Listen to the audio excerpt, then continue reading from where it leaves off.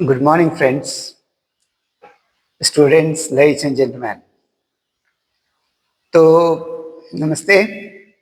ये chatter point research English में आप सबका स्वागत है और ये फ्री क्लास है। जो लोग मेरे पास आ नहीं सकते हैं इंग्लिश सीखने के लिए कि how to speak English, spoken English के लिए कैसे इंग्लिश बोले, इंग्लिश लैंग्वेज को जो मास्टर होना चाहता है, और दुनिया का सबसे आसान भाषा है ये इंग्लिश, और आपको झिझकने का, डरने का कोई जरूरत नहीं है और बहुत सारे दिनों का इंतजार नहीं करना है कि मैं इंग्लिश बोल सकता हूं या नहीं। आई कैन स्पीक इंग्लिश और नॉट। आई कैन, हमेशा दिमाग में रखिए, आई कैन। छोटी छोटी बातों को सीखिए और अपने ऊपर एक विश्वास रखिए। विल पावर है, कॉन्फिडेंस है, आपका स्मार्टनेस है, आपके अंदर की इच्छा है, आपका चॉइस है, चॉइस मतलब पसंद है, और आप चाहते हैं कि मैं इंग्लिश बोलूं हर माहौल में और मेरा हेड डाउन ना हो, सर ना झुके कहीं, और मैं भी अपने आप को इम्पोर्टेंस दे सकूं, महत्व दे सकूं। तो छोटी छोटी बातों से आप शुरू कीजिए और आज ही से, अभी से इंग्लिश बोलना शुरू करें।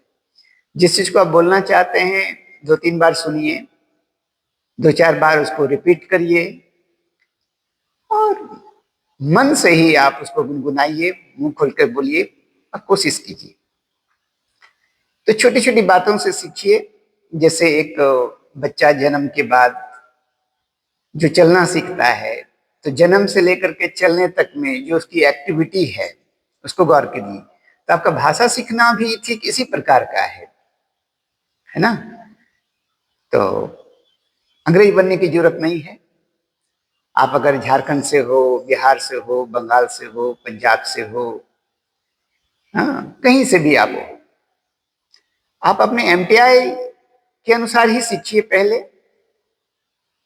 इफ यू अंडरस्टैंड योरसेल्फ, अगर आप अपने आप को खुद से समझ सकते हैं, आप किसी के जैसा भी हो सकते हैं। पहले अपने स्टाइल में तो सीख जाएं, है ना। बाद में आप अंग्रेज की तरह भी बोल सकते हैं। ऑटोमेटिक वो टोन आपका आ जाएगा, वो एनोटेशन आ जाएगा, साइबल्स, सेलेबल्स, हाँ, को मेंटेन करिए। एक छोटी सी आवाज को सेलेबल्स कहते हैं, जिसमें कॉन्सोनेंट और वॉवेल्स जुड़ जाता है। लेकिन खैर कोई बात नहीं, इन सब बड़ी बड़ी टेक्निकल बातों को नहीं सीखना है, छोटी छोटी बातें सीखिए। तो सबसे पहले आप सीखिए डिमॉन्स्ट्रेटिव प्रोनाउन जो होता है, प्रदर्शन करता है। तो जिन चीजों को आप छूते हो और कहते हो यह, तो वो हो गया दिस। आप अगर नहीं छूते हो और दूर से कहते हो वह, तो हो जाएगा दैट। तो दिस और दैट में ये फर्क है। लेकिन एक से ज्यादा चीजों को अगर आप छूते हो तो दिस नहीं हो करके दीज हो जाएगा, ये सब। और दूर से अगर आप नहीं छूते हो और कहते हो वह या वे सब, है ना, या वे, ठीक है, तो हो जाएगा दोज। जैसे मान लीजिए अगर मैं कहता हूं कि यह एक दरवाजा है, तो हम लोग हिंदी में कहते हैं यह दरवाजा है, लेकिन इंग्लिश में आप ऐसे कहेंगे दिस इज अ डोर, वह खिड़की है ना, दैट इज अ विंडो। आप चीजों के लिए, अब दिस और दैट के लिए इट को भी आप कॉमनली यूज कर सकते हो। यह दरवाजा है, इट इज अ डोर। वह खिड़की है, इट इज अ विंडो। ऐसा आप कह सकते हैं।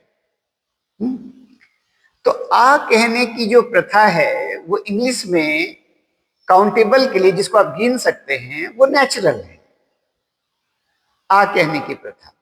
लेकिन हिंदी में आ के लिए हम लोग एक कहने की प्रथा नहीं है ना। तो ये एक के लिए होगा आ, और वो भी आ एन के बारे में आप बाद में सीखिएगा, जब मैं आर्टिकल्स के बेस्ड आ एन द को दी भी कहा जा सकता है, कब कहा जा सकता है, लिखा जाता है ए, पढ़ा जाता है अ, एन ए एन को एम, है ना। तो काउंटेबल के लिए ये है। तो friends, this is a door, that is a door, it is a door, that is a door, लोग डोर भी कहते हैं। अगर आपका एमटीआई ऐसा है तो कोई बात नहीं है। अराउंड इंडिया 97% जो है ये एक्सेप्टेबल है, आप इस चलता है, उसमें आपको सर झुकाने की जरूरत नहीं है, डरने की जरूरत नहीं है। कोई बिल्कुल अंग्रेज की तरह बात करता हो तो उससे आपको शर्माने की जरूरत नहीं है। आप जैसे हो वैसे ही ठीक हो। तो दिस, दैट, दीज और दोज, और दिस और दैट को रिप्लेस किया जा सकता है इट से।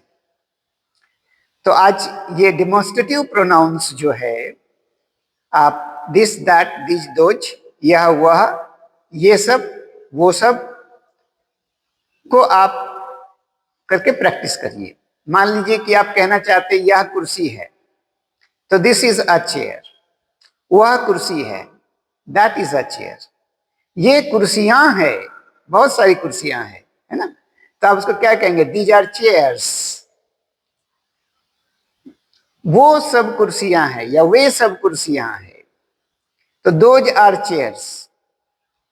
तो बहुत सारे लोग जो होते हैं लोकल लैंग्वेज वाले लोग, वो लोग सोचते हैं कि वह को ही बोला जाए, तो ही मतलब भी वह होता है और सी मतलब भी वह होता है, लेकिन उसके लिए जेंडर वाइज जो है ना प्रोनाउन है ना। तो जैसे हम कहेंगे कि वह राम है, तो ही इज राम, है ना। वह सीता है, तो सी इज सीता। तो मेल के लिए, पुरुषवाचक के लिए हम लोग वह कहते हैं, और स्त्रीवाचक के लिए हम लोग जो वह कहते हैं वो सी में आता है। तो पुरुष के लिए ही और स्त्री के लिए जो है हम लोग सी कहते हैं। अगर दो जन है तो बोथ, दोनों मेरे दोस्त हैं, बोथ आर माय फ्रेंड्स, है ना।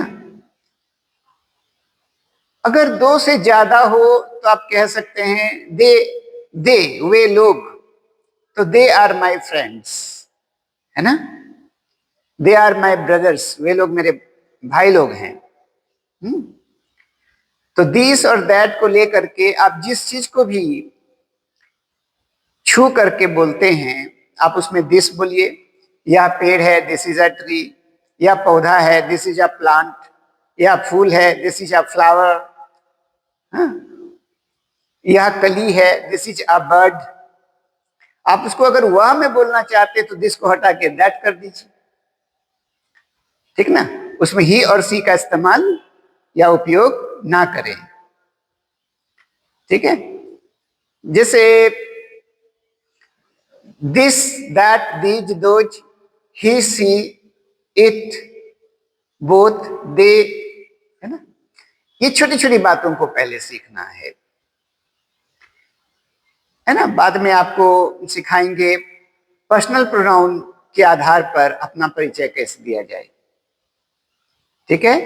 तो आज इतना ही, थोड़ा सा प्रैक्टिस कीजिए। रोज मैं आपके सामने में एक दो वीडियोस डाल दूंगा। ये फ्री क्लास है, आपसे कुछ डिमांड नहीं है, जस्ट एक समाज सेवा, देश का उत्थान, पर्सनालिटी डेवलपमेंट लोगों का जिसका हीन भावना है अंग्रेजी भाषा के प्रति, वो थोड़ा थोड़ा फॉलो करिए। और अगर पसंद आए तो आप मेरा सहयोग कर सकते हैं, उसको लाइक कर सकते हैं, सब्सक्राइब कर सकते हैं, और किसी दोस्त को इसको रेफर भी कर सकते हैं, ठीक है।